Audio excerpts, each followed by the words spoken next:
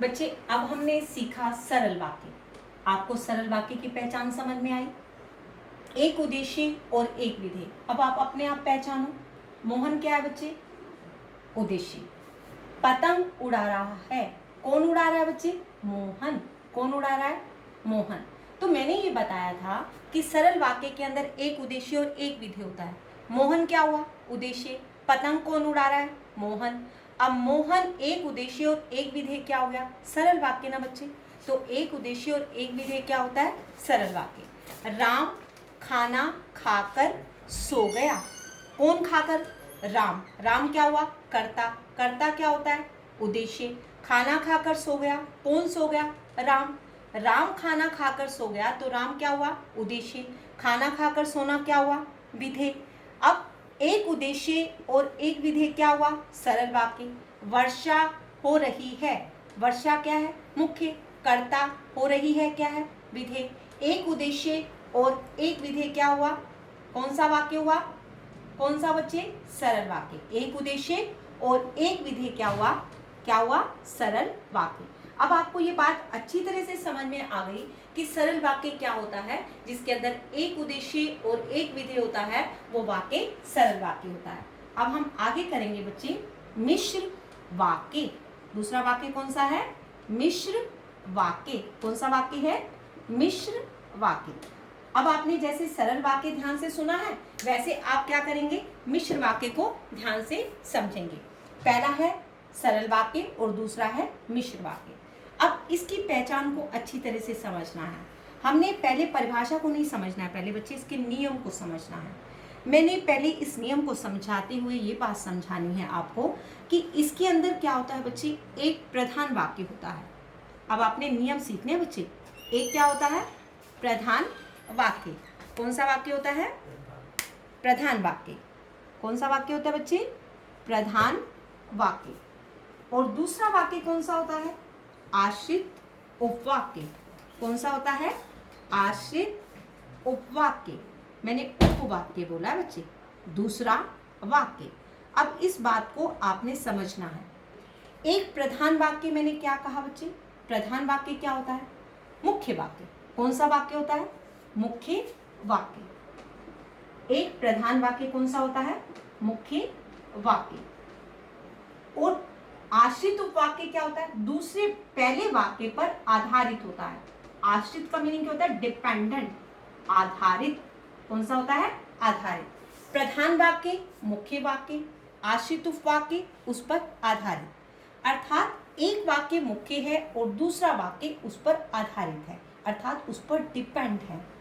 एक पहचान आपने ये सीखी कि एक प्रधान वाक्य है और दूसरा आश्रित उपवाक्य है। अब ये था पहला नियम। ये कौन सा था? पहला नियम। अब दूसरा नियम सीखते हैं कि दूसरा नियम क्या है। अब दूसरे नियम को हम सीखेंगे कि इसकी पहचान कैसे करें। इसके अंदर जो, जैसे, क्यों, ज्यों, क्योंकि, परंतु, लेकिन। कौन सा हुआ? लेकिन। पहला कौन सा था? जो, जैसे, त्यों, ज्यों, क्योंकि, परंतु, लेकिन, की। जो, जैसे, त्यों, ज्यों, क्योंकि, परंतु, लेकिन, की। ये शब्द इसकी पहचान है। जिस वाक्य के अंदर जो, जैसे, त्यों, ज्यों, क्योंकि, परंतु, लेकिन, की आ जाते हैं वो वाक्य मिश्र वाक्य होता है। कौन सा वाक्य होता है? मिश्र वाक्य होता है। कुछ शब्द और भी होते हैं, जो, जैसे, लेकिन, परंतु, की, परंतु, क्योंकि और इसके अंदर किंतु। जो, जैसे, त्यों, ज्यों, क्योंकि, परंतु, लेकिन, की, किंतु। अगर ये शब्द वाक्य के अंदर आ जाते हैं तो वो वाक्य मिश्र वाक्य होता है। पहली पहचान मैंने क्या बताई, एक प्रधान वाक्य, उसको क्या कहते हैं, मुख्य वाक्य। दूसरा आश्रित उपवाक्य, जो उस वाक्य पर आधारित होता है, जो, जैसे, त्यों, ज्यों, क्योंकि, परंतु, लेकिन, की, किंतु। अगर ये शब्द आ जाते हैं तो क्या होता है, वो वाक्य मिश्र वाक्य होता है। ये क्या था, दूसरा नियम। तीसरा नियम क्या होता है बच्चे, एक वाक्य अधूरा, एक वाक्य अधूरा और एक वाक्य अधूरा और एक वाक्य पूरा होता है। एक वाक्य अधूरा और एक वाक्य पूरा होता है। अब मैंने 3 नियम बताए बच्चे इसके अंदर, एक प्रधान वाक्य, दूसरा आश्रित उपवाक्य, जो, जैसे, त्यों, ज्यों, क्योंकि, परंतु, लेकिन, की, किंतु, और तीसरा नियम क्या था, एक वाक्य अधूरा और एक वाक्य पूरा। अब आप मुझसे ये पूछ सकते हैं बच्चे कि ये तीनों नियम को एक वाक्य के अंदर देखना क्या आसान है? नहीं बच्चे, एक वाक्य के अंदर इन तीनों नियमों को देखना आसान तो नहीं है, लेकिन इसको पहचानना जरूरी है, क्योंकि संयुक्त वाक्य और मिश्र वाक्य के अंदर कई बार कंफ्यूजन हो जाती है कि ये वाक्य मिश्र वाक्य है और क्या ये वाक्य संयुक्त वाक्य है।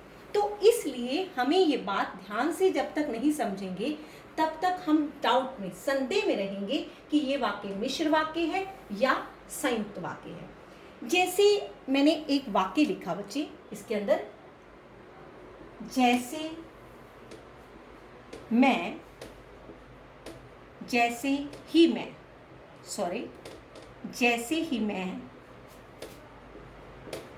स्टेशन पर पहुंचा, जैसे ही मैं स्टेशन पर पहुंचा,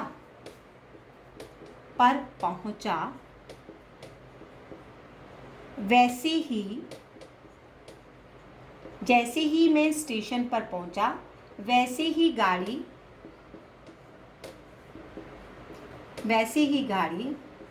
निकल गई। जैसे ही मैं स्टेशन पर पहुंचा वैसे ही गाड़ी निकल गई। अब मैंने जैसे शब्द कहा बच्चे, वैसे शब्द कहा। यहां हमने वैसे शब्द नहीं लिखा ना बच्चे, यहां पर वैसे भी लिख देते हैं, जैसे वैसे। अब जैसे और वैसे अगर ये दोनों शब्द आ गए तो मेरे माइंड के अंदर ये शब्द आया कि ये वाक्य क्या है, मिश्र वाक्य है, जैसे और वैसे। अब आपने ये देखना है, जैसे ही मैं स्टेशन पर पहुंचा वैसे ही गाड़ी निकल गई थी। जैसे ही स्टेशन पर पहुंचा, मुख्य वाक्य कौन सा है? मुख्य वाक्य पहले वाला वाक्य भी हो सकता है और दूसरा वाला वाक्य भी हो सकता है। जैसे ही मैं स्टेशन पर पहुंचा मुख्य वाक्य है, वैसे ही गाड़ी निकल चुकी थी, ये वाक्य इस पर आश्रित है अर्थात डिपेंडेंट है। जैसे और वैसे इसके अंदर लगा हुआ था, ये दूसरी पहचान है। और एक वाक्य अधूरा है और एक वाक्य इसके अंदर पूरा है। जैसे ही मैं स्टेशन पर पहुंचा, कब पहुंचा, कितने बजे पहुंचा, ये अधूरा है। वैसे ही गाड़ी निकल गई थी, ये पूरा वाक्य है। तीनों पहचान मैंने एक वाक्य के अंदर बताई बच्चे। एक बात ध्यान रखनी है बच्चे, एक प्रधान वाक्य, एक आश्रित उपवाक्य, जो, जैसे, तैसे, एक वाक्य अधूरा और एक वाक्य पूरा। मैंने ये बात आपको समझाई बच्चे। इसके अंदर जैसे और तैसे एक पहचान आ गई और एक वाक्य मुख्य, कौन सा मुख्य है? ये पहले वाला वाक्य मुख्य है और दूसरा वाक्य आश्रित अर्थात इस पर आधारित है। पहले वाला वाक्य मुख्य और दूसरा वाला क्या है, उस पर आधारित है। अर्थात एक वाक्य क्या है, मुख्य है और दूसरा वाक्य क्या है बच्चे, इसके अंदर पहला वाले वाक्य मुख्य है और दूसरा उस पर आधारित है अर्थात आश्रित है। और तीसरी पहचान एक वाक्य पूरा और एक वाक्य अधूरा। तो मैंने मिश्र वाक्य की पहचान आपको तीनों बताई है। मैंने तीनों नियम एक वाक्य के अंदर डाले हैं, तब मैंने पहचाना है कि ये वाक्य मिश्र वाक्य है। अब आपको ये बात समझ में आ गई होगी बच्चे। अगर कहीं से कोई बात नहीं समझ में आती तो आपको मैं वाक्य दूंगी ताकि आप समझ पाएं कि ये वाक्य मिश्र वाक्य है या संयुक्त वाक्य। अब हम आगे समझें।